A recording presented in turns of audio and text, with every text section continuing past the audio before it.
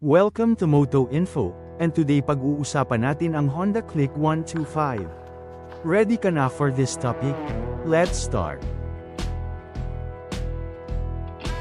Narito ang mga detalye kung magkano ang suggested retail price ng Honda Click 125, at kung magkano ang down payment, monthly na babayaran at mga chattel mortgage na kasama sa pagkuha ng motor. Pinakikita rin dito ang difference kung ikaw ay kukuha sa bank o sa dealer.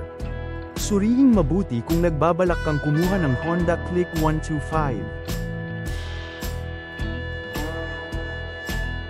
Ang Honda Click 125 ay may magagandang features gaya na lamang ng 125cc, liquid-cooled, PGM-5 ESP engine, at new two-tone color combination. Mayroon din itong new matte brown cast wheel color with wider tubeless tires at new USB charger. Bukod sa mga nabanggitang Honda Click 125 ay mayroon ding full digital meter panel at secure key shutter, naka-all LED lighting system na rin ito. Kulay matte brown ang kulay ng rear grab, may park brake lock, at may 18-liter luggage box para sa mga gamit. Ito naman ang specs ng Honda Click 125.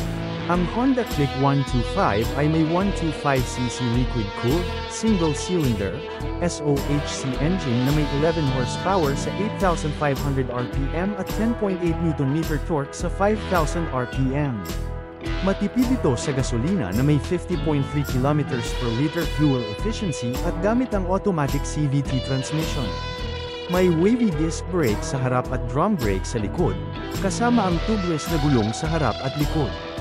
May taas ng upuan nito na 769mm at 131mm ground clearance.